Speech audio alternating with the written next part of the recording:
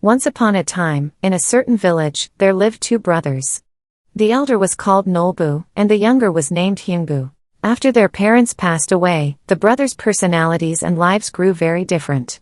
Nolbu was ill-tempered and greedy, so he could not get along well with his neighbors. He seized all of his parents' property for himself and cruelly drove his younger brother out of the house. Heungbu, on the other hand, was kind-hearted and diligent. The villagers always spoke well of him. A woman who recognized his good character married him, and together they built a family.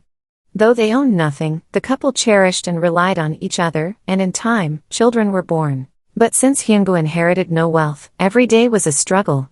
In their shabby straw-roofed hut, the children often cried from hunger, yet Heungbu and his wife never blamed their fate. Instead, they comforted one another and held on to hope. One spring, a pair of swallows built a nest beneath the eaves of Heungbu's house. But one day, a baby swallow fell and broke its leg. Moved by pity, Heungbu brought the injured swallow inside, treated its wound, and cared for it with devotion.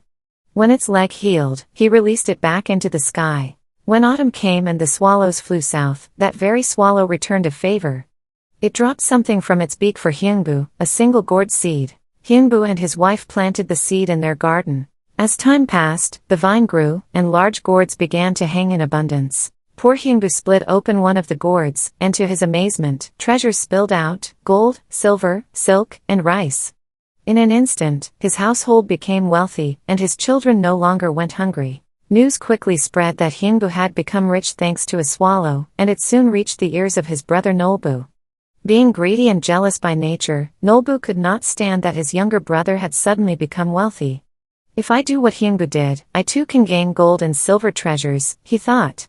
So Nolbu pressed his brother for details, and after learning what had happened, he decided to copy it. He caught a swallow by force, deliberately broke its leg, and pretended to treat it out of pity. When autumn came, a swallow did indeed bring Nolbu a gourd seed as well.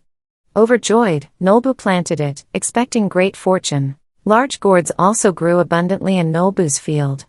Convinced that his time had come to be rich, he eagerly harvested them and split them open with an axe. But what poured out was not gold or jewels. Instead, terrifying things burst forth: goblins leapt out, snakes slithered, and ghosts filled the house with eerie cries.